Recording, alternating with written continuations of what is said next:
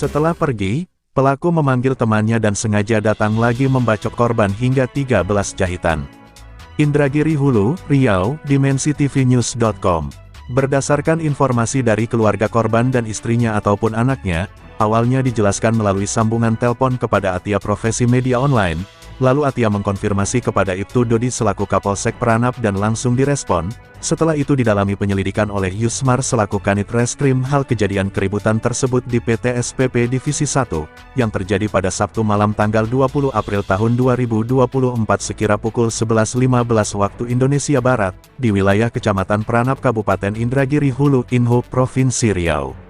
Kronologi terjadinya keributan pada Sabtu malam tanggal 20 April tahun 2024, adanya dua orang laki-laki yang tidak dikenal dari sebelumnya, datangi tempat kediaman saudara Noitoloni alias Bapak Weni Hiak korban sekira pukul 21 waktu Indonesia Barat. Mereka bawa tuak suling sebotol aqua dan 1 M150 sambil berkata, "Boleh ya kami numpang minum di sini karena musik ada speakernya untuk sambil karaokean." Ucap mereka kepada Noitoloni dan demi menghargai selaku tamu walaupun belum dikenal sebelumnya, akhirnya dipersilahkan oleh Noitoloni korban dan ditemaninya mereka dari komunikasi karaokean sambil minum tuak yang dibawa mereka itu. Kemudian, setelah dipersilahkan mereka awal itu dinilai mulai bertingkah sambil mereka suruh lagi yang belanja tuak suling dan sempat diingatkan mereka oleh Noitoloni korban dengan berkata, "Nggak usah lagi lah ditambah tuaknya, ini kan hanya buat penghibur kita," dan mereka masih memaksakan untuk pesan tuak suling hingga berulang-ulang.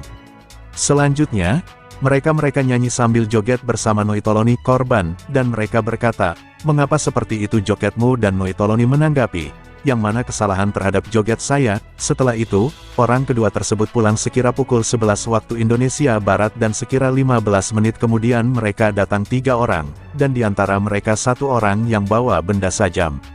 Iya, mereka datang kembali di rumah kediaman korban Noitoloni, dan menjadi 3 orang mereka, diantaranya seorang yang bawa parang bacok sekira panjang sesikut tangan, jelas istri dari korban. Mereka datang kembali malam itu sekira pukul 11.15 waktu Indonesia Barat dan ngetok pintu sambil panggil suamiku suruh keluar. Mereka mencaci maki dan sambil ditusuk-tusukkan parang itu di pintu kami. Kemudian sang menantu bernama Makwawan membuka pintu dan saat itu mereka mau bertindak kian kepada menantu. Sempat saya datang dan sambil kukatakan, "Itu kan perempuan, apa-apaan kalian, jika suami saya lagi pergi ke rumah tetangga? Apa masalah sebenarnya?" Kemudian suami saya terlihat keluar dari ruangan rumah tetangga kami, berdiri di depan rumah itu dan mereka datangi, dan langsung melakukan tindakan kepada suami saya dengan seorang yang membacok suami saya, ucap istri korban. Begitu mereka datangi suami saya di rumah tetangga, 1 orang langsung membacok suami saya, lalu lari. Dan yang 2 orang melakukan pemukulan dengan tangan hingga suami saya terjatuh, lalu datang orang secara ramai-ramai yang tidak kenal nama dan mengarah ke suami saya, dan kurang pasti apa yang mereka lakukan sambil dilerai oleh menantu saya dan anak saya. Kemudian suami saya meninju kaca jendela rumah dan tambah lagi lukanya di bagian tangan tinjunya, sambungnya istri dari yang korban. Saat Atia selaku awak media mewawancarai mereka pada hari Minggu tanggal 21 April tahun 2024 di IGD RSUD Teluk Kuantan, keterangan yang dimaksud di atas, sama keterangan mereka, baik keterangan Noitoloni korban dan keterangan istrinya, dan mereka sekeluarga mengaku tidak kenal sebelumnya terhadap pelaku, karena mereka masih sekira 2 minggu bekerja di Divisi 1 PT SPP tersebut.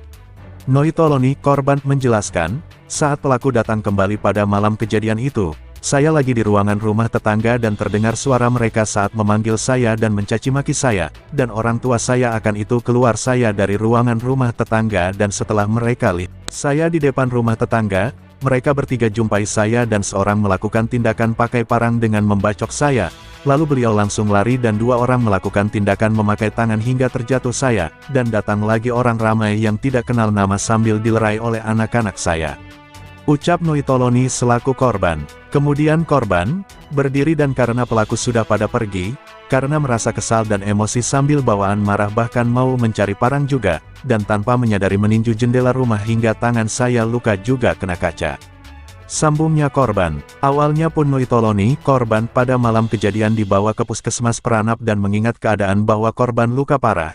Akan itu diarahkan ke IGD RSUD Teluk Kuantan pada pagi itu Minggu tanggal 21 April tahun 2024, diantar oleh mobil ambulans dari Pranap. Yang korban pun dan diduga pelaku masih satu pekerjaan di Divisi 1 PT SPP itu, dan masih sama status pekerjaan secara borongan dan kepala rombongan KR, mereka diduga Pak Tony. Pada pagi kejadian itu Minggu tanggal 21 April tahun 2024 pukul 6.52 WIB, Atia pun selaku awak media, saat mengkonfirmasi kepada Pak Tony selaku KR mereka, dan mengaku bahwa mereka masih anggotanya dan dijelaskannya bahwa Noitoloni korban masih baru nyampai di tempat pekerjaan itu, sedangkan diduga pelaku sudah lama dan masih keluarganya semua. Jelasnya melalui sambungan telepon. Melalui konfirmasi tersebut, Atia pun meminta Pak Tony untuk jumpa dengan tujuan sebagaimana mencari solusi terkait kejadian tersebut. Namun Pak Tony mengatakan belum bisa karena mau pergi ke PT TBS wilayah Lubuk Jambi. Dan sejak itu beberapa kali Atia menelponnya lagi namun Pak Tony tidak mau angkat lagi telepon Atia selaku awak media, dan tidak ditelepon balik hingga terbit berita ini, Senin tanggal 22 April tahun 2024 sekira pukul 17 waktu Indonesia Barat.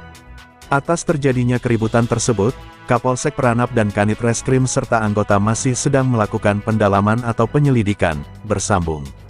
Liputan, Dopenius Gulo, Kepala Perwakilan Wilayah Provinsi Riau, mengabarkan untuk DimensiTVnews.com. Inspirasi membangun daerah.